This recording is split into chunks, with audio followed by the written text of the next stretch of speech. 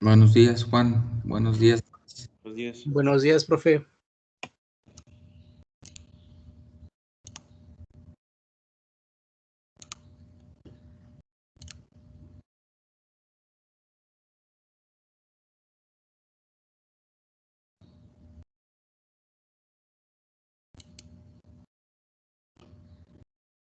¿Están viendo ya la presentación? Sí. Buenos días, ingeniero.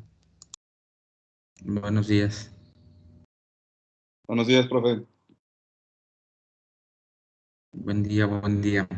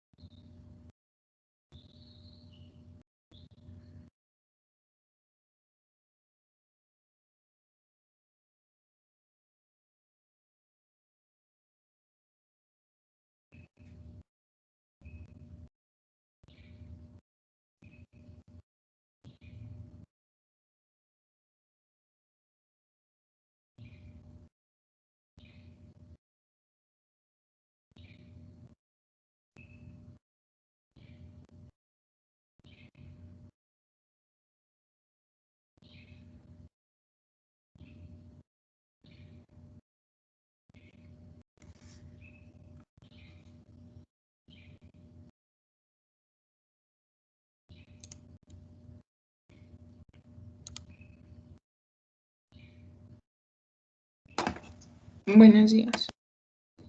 Buenos días. Buenos días, profe. Hola, hola, buen día. Buenos días.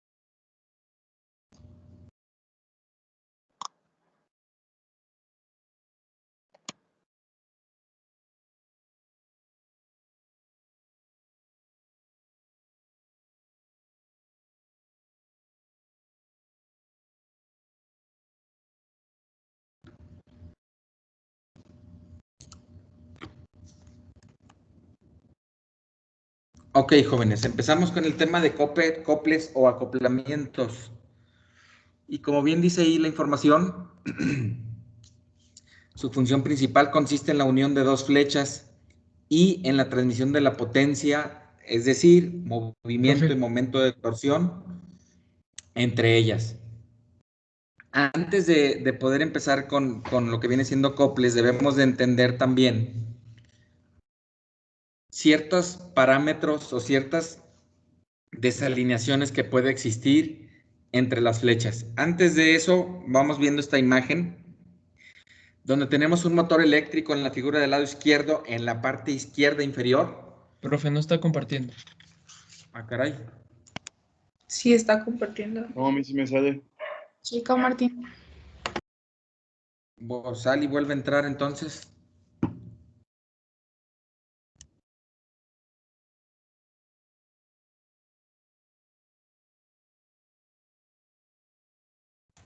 Ah, ya. Me tuve que salir y volver a entrar. Gracias, ingeniero.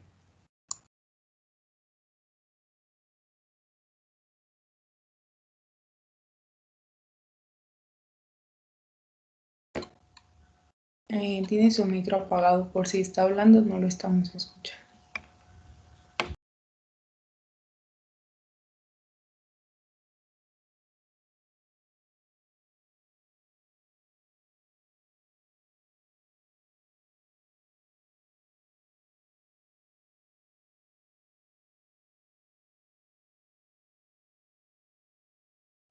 Perdón, estaba revisando algo y apagué mi micrófono.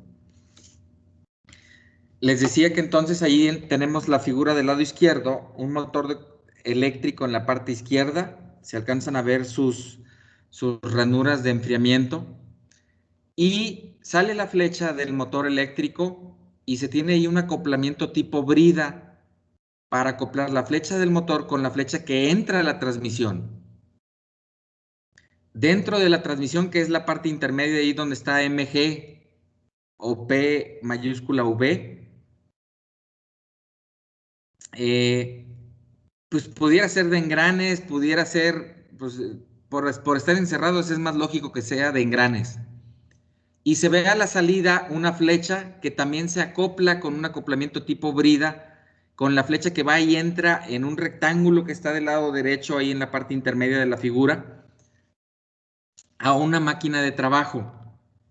Esa figura ya la habíamos visto en el primer tema de transmisión y adecuación de potencia, donde el motor eléctrico me entrega una potencia PA con un momento MA a una velocidad angular NA, en el cual dentro de la transmisión, pues ese momento se va a invertir de dirección por la segunda flecha que se tiene ahí, donde va a haber pérdidas en la transmisión definidas como PV, pero que a final de cuentas a la salida de la transmisión va a haber un momento B con una velocidad angular NB en sentido contrario a la que entró del motor y una potencia B que es la potencia de salida de la transmisión. Pero vean que entonces hay dos acoplamientos, uno para con el motor y la transmisión y otro con la transmisión y la máquina de trabajo. Y pues bueno, en ese tipo de acoplamientos no hay pérdidas de movimiento, hay sincronía de movimiento, es decir, que si la flecha da una vuelta del motor, pues la flecha de entrada de la transmisión va a dar una vuelta también de la transmisión. Obvio, hay una reducción o puede haber un incremento de velocidad en la transmisión y eso significa que no voy a tener el mismo movimiento de entrada que de salida. Va a haber una relación de transformación que me relaciona ese movimiento de salida contra el de entrada. En la figura del lado derecho tienen un acoplamiento o un embrague que me conecta la flecha de entrada ahí donde entra PA con la velocidad angular NA y el momento MA, y que en el interior de la transmisión es una transmisión hidrodinámica, la que utilizan los carros automáticos entre lo que viene siendo el motor de combustión interna y la transmisión automática. Y esta transmisión hidrodinámica a la salida me va a dar un momento de torsión, MB, con una velocidad angular NB y una potencia PB, es decir, que hubo pérdidas en su interior. Sin embargo, acoplamos una flecha con otra, y es el objetivo de este capítulo, coples o acoplamientos, que me sirven para conectar una flecha contra otra y poder transmitir tanto el movimiento como el momento de torsión, es decir, transmitir potencia de una flecha a otra. Para esto existen diferentes tipos de unión o formas de unión entre las flechas. Número 1, coples rígidos para establecer una unión rígida de terminales de flechas con alineación exacta. Como su nombre lo dice, si es un cople rígido, no se va a deformar. Y entonces, o tendería a deformarse lo menos posible, jóvenes. Pero entonces eso me establece o me exige una alineación exacta o lo más precisa posible entre flechas. ¿Qué pasa si una flecha no queda concéntrica a la otra? Pues cuando yo acople la flecha que sea más fuerte y que esté anclada más fuerte a tierra, perdón, y digo anclada a través de los apoyos, porque a final de cuentas se permite el giro de la flecha. Pero si yo los acoplo rígidamente, pues una de las flechas va a hacer que la otra se acople y se autoalinee a la otra. Si el cople es rígido, jóvenes. Y entonces tengo que asegurarme que las dos flechas sean colineales, que estén sobre una misma línea, su centro geométrico. Y eso no siempre se va a lograr, jóvenes, al 100%. Va a haber un posible error de alineación que no me permite que las flechas estén bien alineadas. Y pues va a ser raro aquella flecha que está al 100% alineada con respecto de la otra, pero bueno. Hay coples de ajuste o concedencia, es decir, que en su interior se deforma el acoplamiento para permitir ese desalineamiento que puede haber entre flechas, esa no colinealidad entre las dos flechas. Y pues eso es bueno entonces, porque pues si no lo puedo lograr, pues es bueno saber que hay coples que ceden y que se deforman, es decir, que son un poco flexibles para poder acoplar una flecha con la otra. Y hay coples conectables y desconectables, obviamente, que me permiten en el momento en que yo quiero que se transmita la potencia o se deje de transmitir la potencia. Es, por ejemplo, el caso del embrague en el carro estándar. En el carro estándar, para nosotros ese acoplamiento entre el motor y la transmisión es el clutch. Y ese clutch yo selecciono cuándo está embragado y cuándo no, cuándo transmite potencia y cuándo no transmite. Si quito el pedal del clutch, va a transmitir potencia. Obviamente siempre y cuando, bueno, la va a transmitir del motor a la transmisión. En la transmisión yo selecciono cómo sacar esa potencia. ¿Cómo? Pues poniendo el cambio 1, poniendo el cambio 2, el cambio 3, el cambio 4 o la reversa. Y bueno, para eso existen estos tipos de acoples. En el caso 2 de acoples con ajuste o concedencia, bueno, déjenme primero regresarme al cople rígido, porque un cople rígido es un cople tipo brida. Un cople tipo brida es que a la flecha del motor yo le monte un plato o una especie como de disco que puede ser montado a presión o con cuña. Y ese disco trae orificios, no tanto en la periferia, pero que tendiendo a salir de la flecha. Y un disco similar voy a montar en la flecha de la transmisión, que también tiene el mismo número de agujeros a la misma distancia del centro de la flecha o del cople y con la misma distancia equidistante a lo del disco que monté en la flecha del motor. De tal forma que si alineo los dos discos y coinciden los agujeros, puedo atornillar, pasar un tornillo de un disco a otro y con una tuerca del otro lado empiezo a apretar el tornillo. Y si pongo un tornillo en cada agujero que trae el disco, lo que estoy haciendo es juntar los dos discos. Voy a poner a que me vean en la cámara.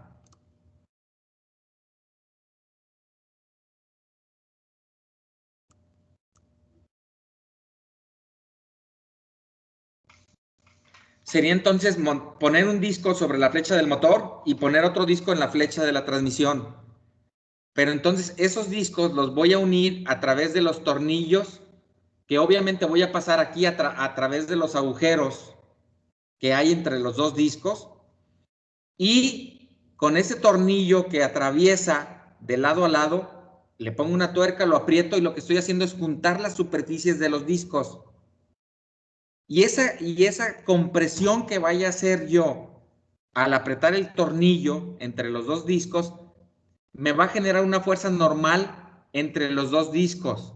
Una fuerza normal que me va a generar una fuerza de fricción alrededor de los dos discos. De tal forma que si la fuerza de fricción es muy grande, ok, si yo muevo poquito la flecha del motor, pues a través de esa fuerza de fricción voy a mover a la flecha de la transmisión, el mismo ángulo. Pero si la fuerza de fricción es muy pequeñita, lo que va a suceder es de que, y la carga es muy pesada, lo que va a suceder es de que puedo mover el disco o voy a poder desplazar el disco del motor, pero en ese momento va a acapar a los tornillos. Entonces, los tornillos tienen que estar apretados de tal forma que me generen una fuerza normal grande para que multiplicada por el coeficiente de fricción que tenemos entre los dos discos, pues obviamente me genere una fuerza de fricción grande entre los dos discos. Y ahora sí, si hay una fuerza de fricción grande, aplico movimiento en el motor y le va a aplicar el movimiento al disco que va hacia la transmisión y voy a poder mover la transmisión. ¿Se entendió? Profe, ¿y eso es para los discos y a las flechas qué les impide moverse axialmente o que si la jalo se caiga de ahí de cuando A está ver, montada el sobre el disco? movimiento que yo quiero transmitir es circular. O sea, entonces si yo jalo la flecha, por ejemplo, hacia atrás o hacia adelante, ¿esta se va a mover? ¿Se puede Pero caer? acuérdate que esa flecha tendría que estar apoyada sobre rodamientos. Y yo en diseño mecánico A les enseño a mis alumnos que cualquier flecha tenga o no tenga fuerza axial, debe de estar fija axialmente. Es decir, que ya sea con un rodamiento o con otro, yo fije axialmente la flecha para que no se pueda mover axialmente. Axialmente, porque radialmente sí va a poder girar la flecha, pero no la voy a poder llegar y empujar para allá o llegar y empujar para acá. ¿Sí se entendió? Sí, sí, por eso le pregunto. Entonces, esa es una regla de diseño, jóvenes, ¿eh? Y les pongo un ejemplo. Híjoles, los mexicanos nos caracterizamos por ser fregones, porque nos hacemos inventos para poder salir del problema. Oye, compadre, ¿no tendrás por ahí una transmisión, que reduzca 10 veces la velocidad? Fíjate que precisamente tengo una que yo hice, ahí en el taller, ahí en la casa, en su casa, compadre. Fíjate que ocupo una porque voy a hacer, quiero hacer quesos, compadre, con la leche de las vacas de mi rancho. Y entonces ya conseguí la tina y entonces ya tengo el motor eléctrico y entonces necesito una transmisión que reduzca 10 veces la velocidad porque ya le puse al motor eléctrico las aspas y gira tan rápido que avienta la leche para todos lados. Entonces tengo que reducir la velocidad para que agite la leche pero no la tire. Ah, pues compadre, le regalo la transmisión que tengo ahí en la casa. Órale, vamos por ella. Y vamos por ella. Y como la diseñó el compadre, pues no fijó axialmente las flechas. Pero el compadre la tenía en un molino de alfalfa, donde la flecha de salida quedaba horizontal y en la flecha de salida acoplaba con el molino de alfalfa, donde el molino de alfalfa era un molino de martillos. El molino de martillos no es más que un disco de este lado, otro disco de este otro lado, pero entre los dos discos pongo un perno. Y obviamente voy a poner pernos a diferente distancia, de tal forma que formo como una especie de tambor. Pero en este perno le cuelgan una solera. Y cuando esto gira a alta velocidad, la solera es un machete que va viajando a alta velocidad. Entonces meto la alfalfa de allá para acá y cuando pasa por aquí con la solera, la corta. Y entonces tengo alfalfa picada. ¿Se entendió?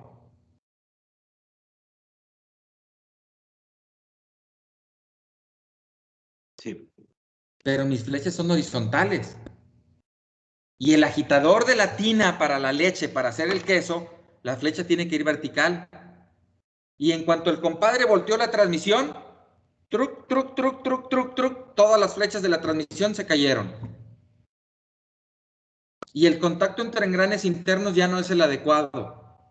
Incluso una de las flechas que tiene un solo engrane, pues se pudo desplazar más y ya no la veo acá arriba para acoplarla con el motor eléctrico.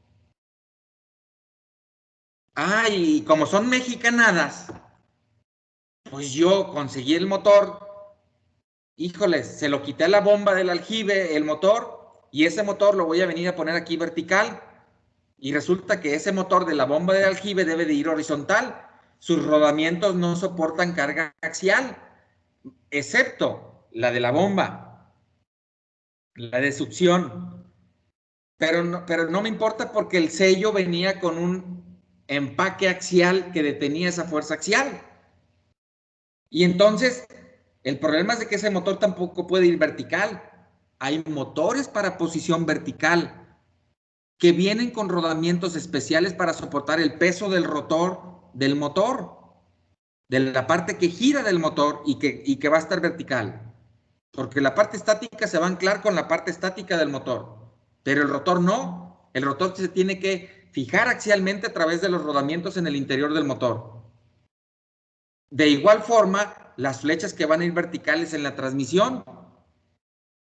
Y no puedo permitir como diseñador el no fijar axialmente la flecha, porque aun y cuando el compadre tenía la transmisión con flechas horizontales, ¿qué pasa si yo, compadre de él, llego y me recargo en la flecha y chin, ya le quité el alineamiento que tenía entre engranes?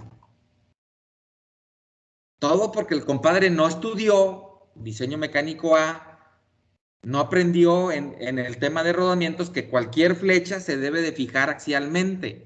¿Para qué? Para que esté en la posición que queremos que trabaje, aunque no transmita fuerzas axiales. Obvio, si transmite fuerzas axiales, con mayor razón debo de fijar axialmente la flecha. ¿Para qué? Para que transmita esas fuerzas axiales hacia la carcasa y se detenga la flecha. Porque si no se detiene la flecha, también la fuerza axial del engrane, ya lo vieron. Les mostré un video donde la fuerza axial hace que el engrane se desplace. ¿O no?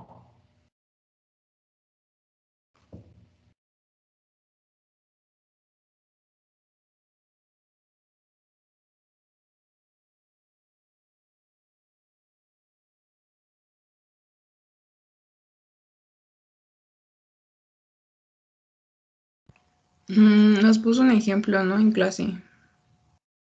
Les pasé Pero el video. O sea, les puse para que lo vieran en video, así como me están viendo ahorita, y le di movimiento al engrane y se sí, desplazó el engrane. sí, es que yo pensé en un Sí. video que estaba, o sea, que puso un video tal cual y yo no me acuerdo de eso, pero sí me acuerdo de que había usted hecho el ejercicio. Se los pasé así en línea, mejor dicho. Gracias. Ok, Disculpe, vuelvo a profe, compartir. a mí me quedó una duda de cuál sería la consecuencia de que las flechas tuvieran una desalineación considerable. Se ve que dijo que es muy difícil que queden perfectamente concéntricas, pero ¿qué pasaría si esa desalineación es muy grande? Híjoles, llegaron a jugar un juego donde había un disco con dos agujeros y que pasaban una cuerda por un agujero, le daban vuelta, pasaba por el otro agujero, regresaba, le hacían un nudo, se lo ponían entre los dedos de la mano, le daban vuelta y estiraban o alejaban las palmas de las manos y por ese enrollamiento del hilo, el disco tendía a girar, pero tendía a girar de forma excéntrica.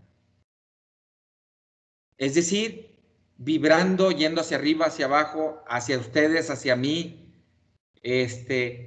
pero al final de cuentas, girando aquí alrededor, pero de forma loca. Si el desalineamiento entre flechas es muy grande, incluso yo puedo promover giros de forma excéntrica. Y un giro de una masa excéntrica me genera una fuerza excéntrica, una fuerza de desbalanceo. Y una fuerza de desbalanceo me va a generar vibraciones mecánicas. Vibraciones mecánicas que no tenía contemplado ni en el rodamiento, ni en la flecha, y que entonces si la flecha empieza a vibrar, pues imagínense el engrane entonces, híjole, les estaba compartiendo otra vez la presentación, me quito para que me vean más grande. Imagínense que entonces la flecha va a estar vibrando y el engrane que tiene va a estar vibrando. Entonces, la penetración de dientes va a estar vibrando, entrando y saliendo al mismo tiempo que van girando. Es decir, entra y sale el diente, pero al mismo tiempo de que van a ir girando los engranes. ¿Por qué? Pues porque el engrane está vibrando. Y eso significa que puede llegar un momento en el que este engrane se clave en la raíz del otro. Y pudiera incluso hasta empujar al engrane y dañar a la flecha. híjoles, no lo hemos visto, pero vamos a ver más adelante que hay engranes que hacen esto, pero que hay un desplazamiento de perfil donde yo puedo penetrar más los dientes para que haya una mayor área de contacto entre ellos, pero que la punta del diente en su giro rozaría con la raíz del otro engrane, de la contraparte del hueco, y que entonces hay que hacerle un socavado, arrancar material en esta parte de aquí, para poder que la punta de uno de los del diente contrario que va a entrar aquí pueda girar en esta parte de aquí. Si eso no lo hago y está vibrando, va a haber interferencia de material y choque y por lo tanto desgaste de los engranes. Desgaste que significa fricción y que significa por lo tanto calor. Calor que me puede hacer que pierda las propiedades el lubricante y que si el lubricante no hace su trabajo de lubricar, híjoles, se va a incrementar el calor de forma exponencial y el calor significa dilatación, dilatación en todas direcciones. Dilatación que puede significar incrustamiento de una flecha sobre de otra y por lo tanto pudiera amarrarse la transmisión y sería lo más benéfico que pudiera pasar. Que se atranque la transmisión. Antes de que eso suceda, pudiera ser que se arranquen dientes del engrane y que en el próximo contacto entre dientes se queden atorados y otra vez ya valió porque mi engrane ya no está completo. Aunque yo enfríe la transmisión, aunque yo alinee las flechas otra vez, pues primero voy a tener que comprobar que las flechas están ahora sí rectas, porque ya sufrieron deformaciones excesivas que ya no sé si mi flecha está recta. A ver, ¿cómo que mi flecha a lo mejor no está recta? Pues no, porque pongo este apoyo en la carcasa aquí y resulta que la flecha acá, el apoyo queda volado. Aquí queda bien sentado, pero acá quedó la flecha ligeramente inclinada hacia arriba y entonces no sienta el apoyo, el rodamiento en el apoyo. Ah, la puedo forzar, ok, pones la carcasa de arriba y la forzas, pero en el interior la flecha está así y sin cargas y obligaste a que esté aquí, obligaste a que esté aquí, pero tu flecha está deformada y sin cargas todavía no la pones a trabajar. Entonces cuando lo pongas a trabajar no sabes si esto va a estar haciéndole todavía más excesivamente su deformación. Y entonces, pues, ¿qué consecuencias tiene de que no haya buenas alineaciones? Me va a generar fuerzas que yo no contemplé en los esfuerzos de mis flechas, en mis cargas de mis rodamientos, en que yo no estaba contemplando que iba a haber vibraciones mecánicas y que tampoco iba a haber fuerzas de desbalanceo. Y pues eso se puede volver crítico y hacer que mis piezas fallen antes de tiempo. ¿Se entendió?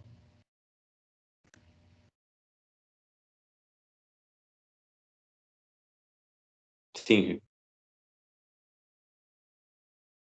Sí, gracias. Ok. Vuelvo a compartir la presentación. Y ahora sí, con los coples que tienen ajuste o cedencia, pues se logra hacer lo siguiente. De entrada disminuye las fuerzas en los cojinetes, porque entonces ese desalineamiento que me está generando una fuerza que tiende a enderezar a la otra para que queden colineales las flechas, lo absorbe el cople. ¿Cómo? A través de materiales flexibles como puede ser polímeros normalmente o medios elásticos entre los cuerpos del acoplamiento. Disminución de fuerzas en cojinetes y en flechas cuando la posición relativa de las flechas está desviada. B. Ajustan o disminuyen los impactos en el momento de torsión que transmiten. C. Desplazan la frecuencia de resonancia. Y D. Amortiguan las vibraciones a torsión. En este caso, los acoplamientos, porque yo quiero dar movimiento de una flecha a otra, se pone un medio elástico que cuando arranque el motor, la otra parte no sufra ese impacto inmediato, sino que se comprima algún material en el acoplamiento y con esa compresión suavemente le va entregando el momento de torsión y el movimiento a la contraparte para que empiece a dar el movimiento. Y pues bueno, el desplazamiento de la frecuencia crítica de vibración también ayuda, jóvenes, porque eso haría que si mi frecuencia crítica de la flecha estaba cerca a una frecuencia de giro de otra flecha, pues el acoplamiento pudiera, también en cierta forma aislar esa vibración y dos, modificar la frecuencia crítica de la flecha para que no sea afectada. A pesar de todo esto, de que los acoplamientos tienden a tratar de eliminar esto, pues se exige un grado de alineamiento entre las flechas. Y entonces, ¿cuáles son esos desalineamientos que podemos tener entre flechas?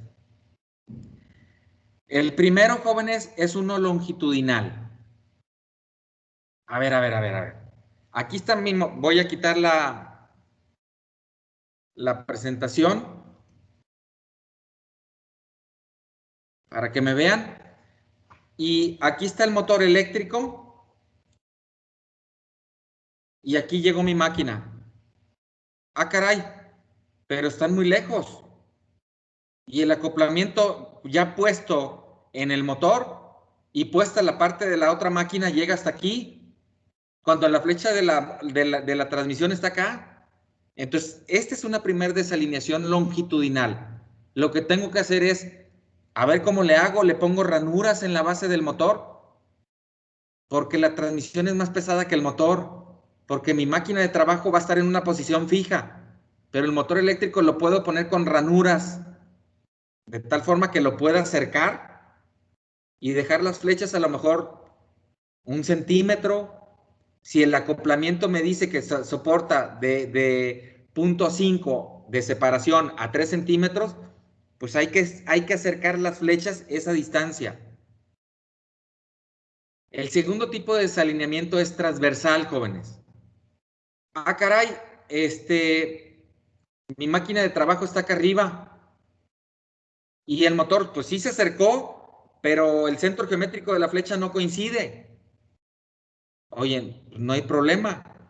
La base del motor, yo la puedo ajustar metiendo láminas de ciertos espesores para que la flecha del motor empiece a subir. Y ya que esté centro con centro lo más cerca posible, pues son el número de láminas que tenga que poner en cada uno de los apoyos del motor. Y ahora sí, pues casi coincide centro con centro. El tercer tipo de desalineamiento es angular. Caray, le metiste láminas de más en la parte de atrás a la flecha del motor. Y tu transmisión trae la flecha horizontal y tu motor trae la flecha inclinada. Obviamente, la transmisión de giro de esta flecha con la transmisión de giro de la transmisión no va a coincidir. Pues hay que hacer una alineación angular también para que esta flecha quede horizontal junto con esta otra horizontal. Y ahora sí, el giro de estas va a estar acoplado sobre la misma línea de la otra flecha de la transmisión. Y finalmente, el de posición angular. Les decía hace un momento que hay transmisiones o acoplamientos como el tipo brida que trae orificios. Híjoles, pero ya puse el disco de acá y no coinciden los orificios. ¿Cómo que no coinciden? Pues no, te lo vendieron mal. Pero es que venía atornillado. Pues sí, venía con un tornillo, pero en un agujero que coincidía y los otros no coincidían. Y entonces, ok, hay mecanismos o acoplamientos en los que yo puedo girar para tener una alineación angular y ahora sí acoplar flecha con flecha. Es el caso del engrane que les mostré creo que la semana pasada que calculamos el estriado devolvente, que les enseñé el engrane y que a un costado traía un estriado de una longitud muy pequeñita comparada con el ancho del diente del engrane. ¿Se acuerdan? Ese acoplamiento tiene que haber un ángulo adecuado para que pueda entrar el acoplamiento. Ya no depende de la alineación longitudinal, transversal o angular. Ya eso ya está perfeccionado. Ahora depende del ángulo en el que debe de encajar el acoplamiento. ¿Se entendió? Sí. Y esos son los 4 tipos de desalineamientos que puede haber. Obvio, en ese que les estoy platicando, si tengo emparejado diente con diente, pues nunca se va a lograr acoplar. Pero con tantito que gire uno, ya se puede acoplar el acoplamiento que les mostré, que se llama, híjole, se me fue el nombre. Es un acoplamiento deslizable.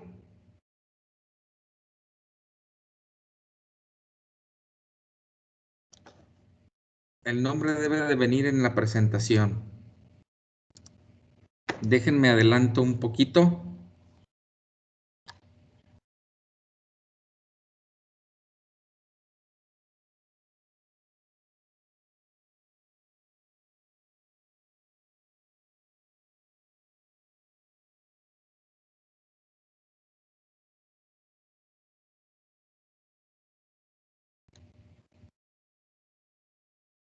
Ah, ya me acordé cómo se llama. Es un sincronizador. Se los pongo ahí en pantalla para que lo vean. Yo les mostré este aro que está aquí. Les mostré la parte estriada externa e internamente. Y les mostré el engrane con su dentado de estrías o de estriado, para que cuando este anillo se desplaza hacia la derecha, se acopla este diente con este otro dientito del engrane y hace que este engrane le transmita movimiento a este cuerpo y con el estriado interno a la flecha de salida de la transmisión. A este mecanismo se le conoce como sincronizador, jóvenes. Y es lo que se utiliza en las transmisiones estándar de los vehículos. ¿Alguna pregunta?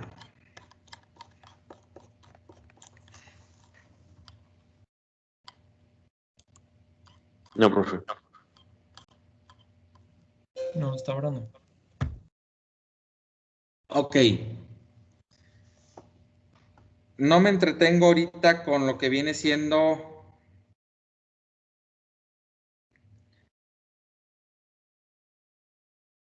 bueno, sí, vamos a verlo. De todos modos es descriptivo, no es el método de cómo hacerlo. Reta, tú que preguntaste, quiero suponer que tú en tu planta donde estás trabajando ya han hecho alineaciones.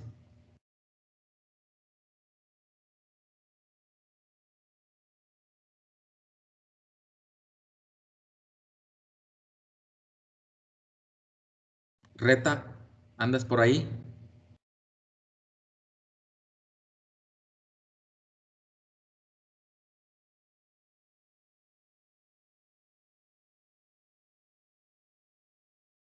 Sí, profe, dígame. ¿Te ha tocado hacer alineaciones entre flechas?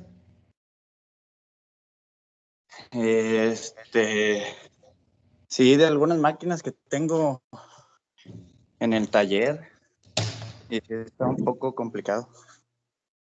¿Lo hacen con rayo láser? No, tengo, es un taller de carpintería y herrería, es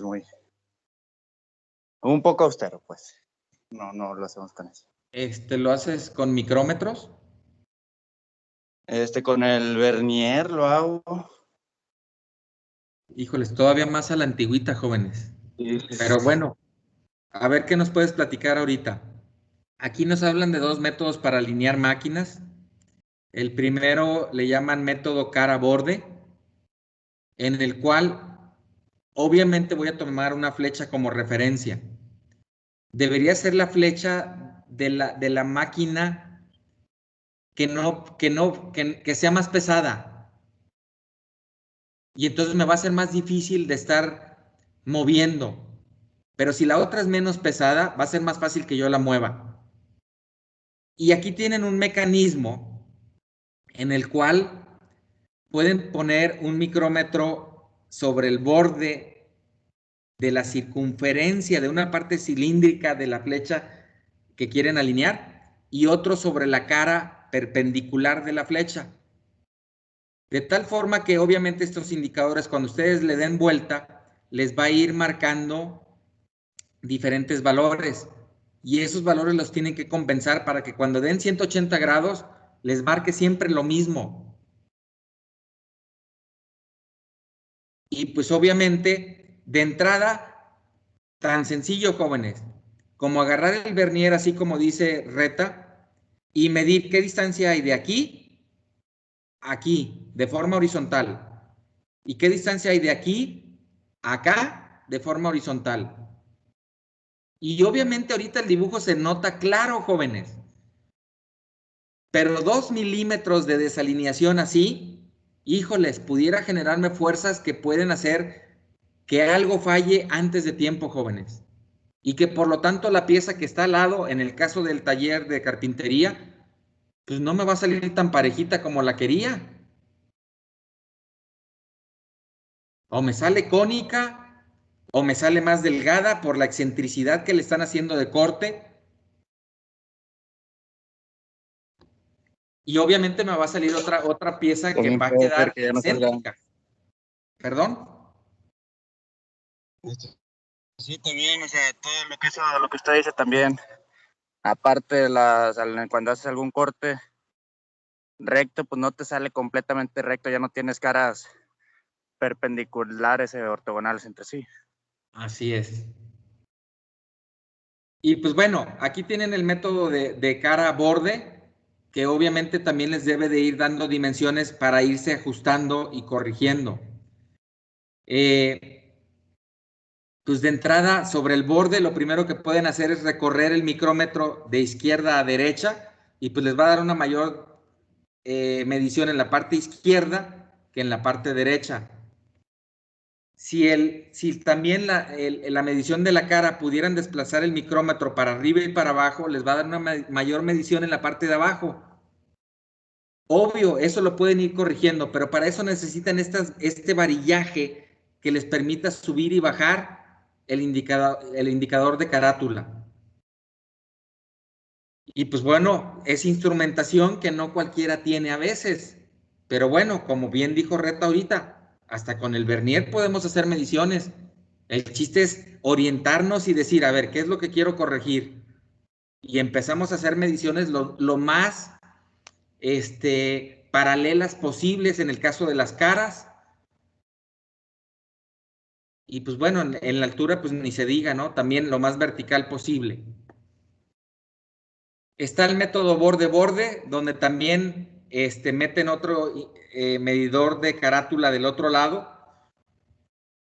Y siempre les debería estar marcando la misma magnitud para poder que las líneas, las flechas estén alineadas. Obvio, aquí no les van a estar dando la misma magnitud, pero bueno. Ya veíamos ahorita cómo tratar de corregir. Esas mediciones normalmente se hacen en cuadrantes, jóvenes, cada 90 grados. Y ahí tienen un ejemplo de las mediciones que están obteniendo cada 90 grados. Tomaron como referencia el norte. Híjoles, no sé por qué tiene una letra T. No sé si sea por el idioma en alemán de donde sacaron estas imágenes. Lo desconozco. Y cuando se van al este, les midió, bueno, así como nosotros conocemos el este del lado derecho, si el norte está arriba, pues el este es del lado derecho, En uno le marcó 38 y en otro menos 47, entonces no está coincidiendo. En el sur, 33 positivo y 73 negativos. Y en el oeste, menos 26 y menos 5. Entonces, esas mediciones son las que tendrían que estar más o menos semejantes o tendiendo a 0. Y pues bueno, en el curso de mantenimiento industrial, supongo que es ahí donde deberían de ver cómo alinear flechas, porque no es el tema de diseño. Y pues bueno, nada más lo estoy viendo como un método. Híjoles, esos resultados que estábamos viendo ahorita, bueno, no los que estábamos viendo ahorita, pero aquí vienen otros. Para una bomba. Y también con diferentes mediciones del lado de la bomba contra el lado del motor. Y pues bueno, ahí están viendo las líneas que tienden a dar las mediciones y que en este caso deberían de estar pues emparejadas o ser de forma horizontal, por así decirlo. Y pues bueno, está hecho sobre un papel con una escala donde verticalmente son 50 milésimas de pulgada y donde horizontalmente son 4 pulgadas. Pero bueno. Coplers rígidos, híjoles, qué mejor ejemplo que el de un motor de combustión interna, donde hay un acoplamiento rígido entre el pistón y la biela. ¿Alguien sabe cómo se une el pistón y la biela?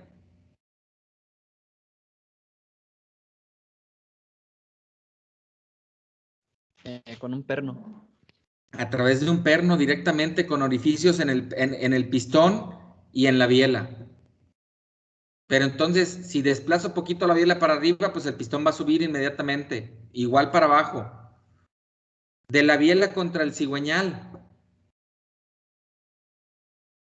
Híjoles, hay un buje que me permite que gire, pero a final de cuentas el acoplamiento tiende a ser rígido, no es flexible, no es tan flexible que digamos.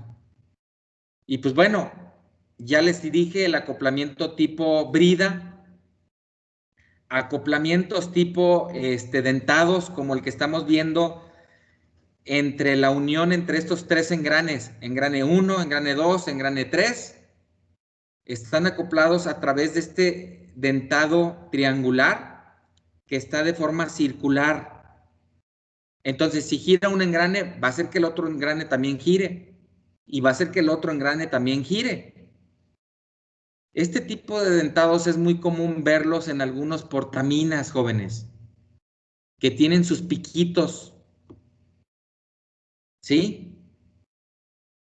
Pero este tipo de acoplamiento, sí, tiene un cierto límite de transmisión de momento en función de la geometría que tenga el triángulo.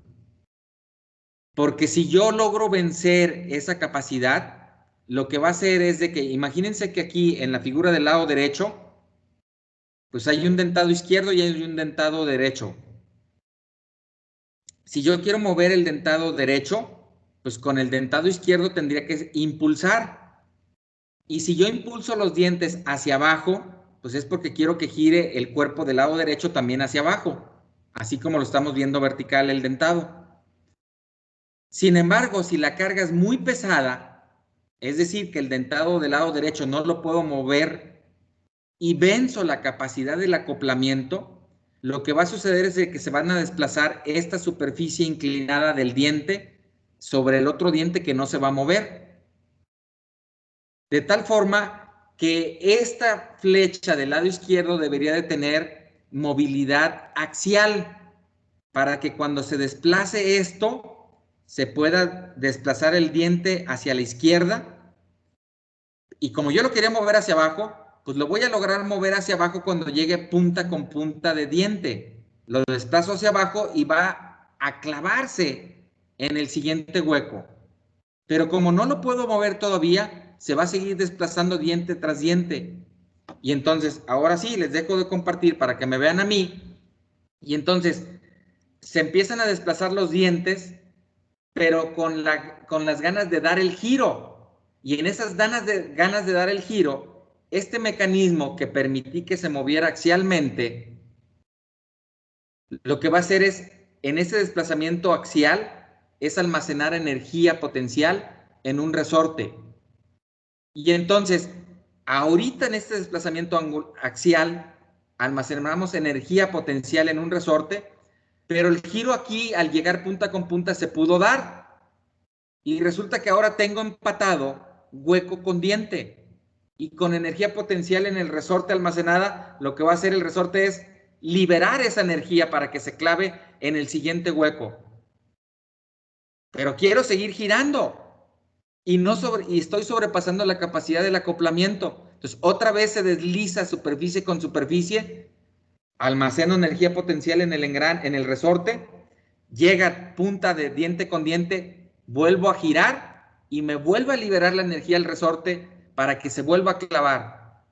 Y entonces, cuando yo sobrepaso la capacidad de este acoplamiento, los dientes van a estar haciendo esto, clic, clic, clic, clic, clic, y emitiendo un golpeteo de cada vez que se clava el diente sobre el hueco del otro dentado.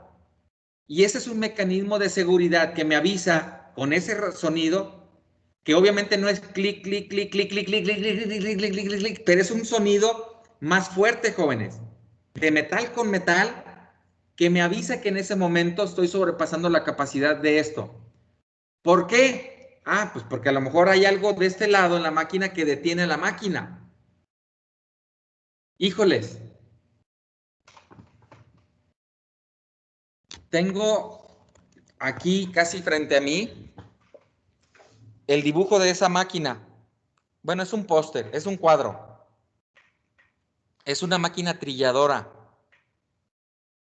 Con esa máquina trilladora cortan la planta del trigo, lo meten dentro de la máquina y por medio de rieles vibratorios, con la planta de trigo seca, logran sacarle la semilla del trigo. No solamente del trigo, también del frijol. Creo que del sorgo también, aunque debe de llevar algún aditamento especial. Y pues bueno, el chiste es de que esa máquina trae un mecanismo parecido al que les estoy diciendo. Déjenme poner la computadora de tal forma que vean la máquina.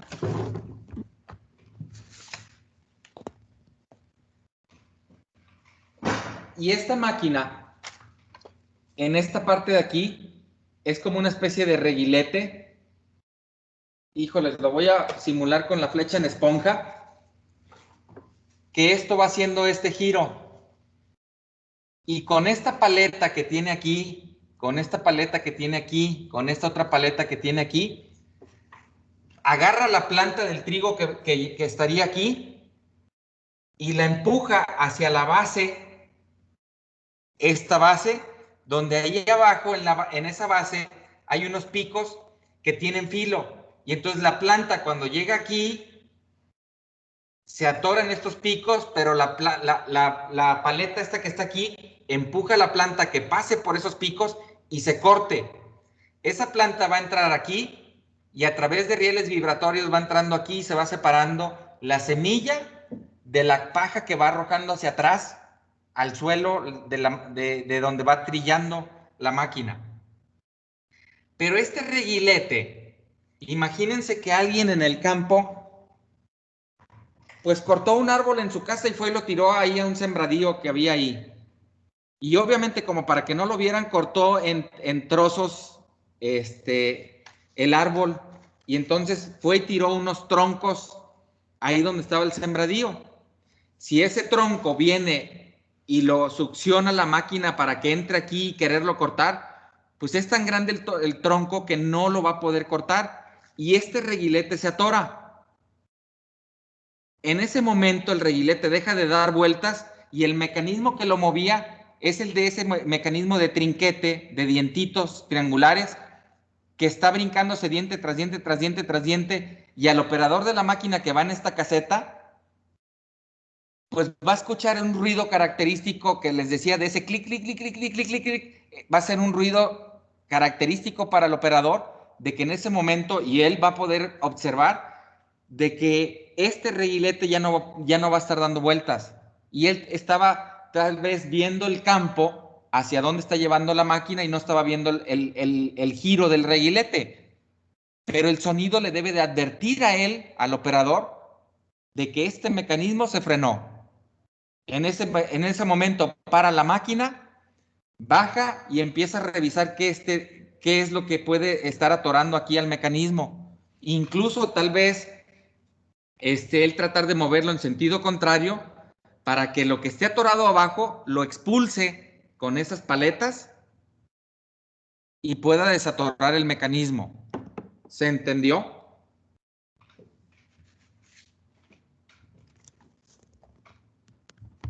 Sí.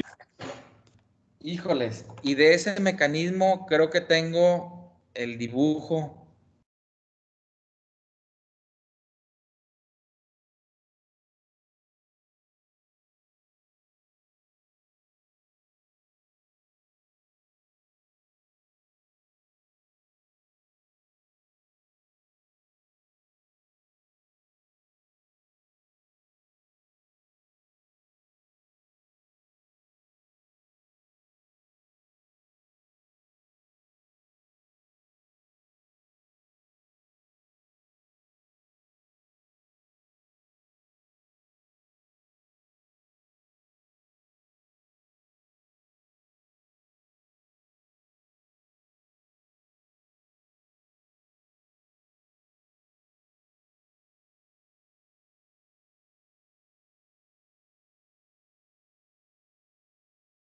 Se los comparto.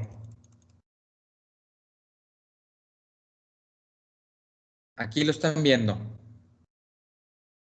Imagínense que aquí yo acoplo el reguilete. Y por acá abajo también voy a acoplar ese reguilete. Entonces, esta flecha debe de venir del interior de la máquina y aquí viene un acoplamiento para darle a través de este estriado el momento de torsión a esta flecha.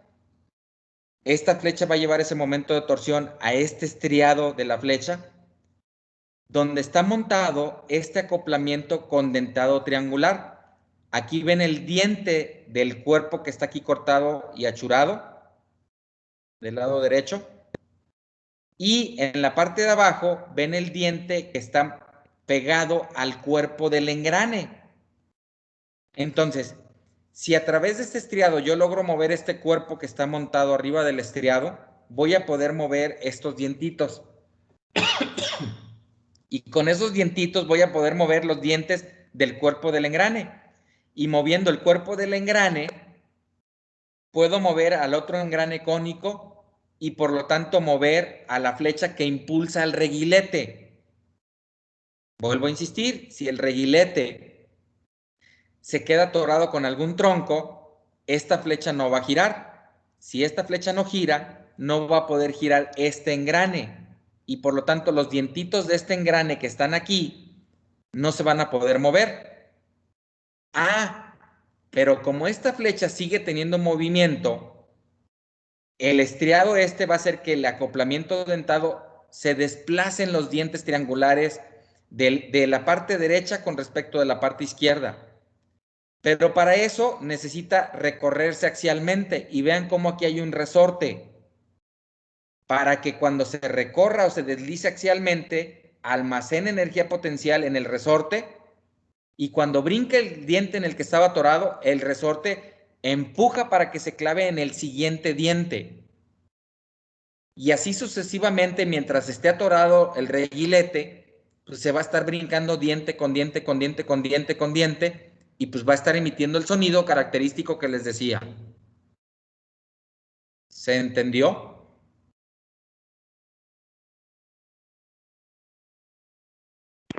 Sí, profe. ¿Alguna pregunta?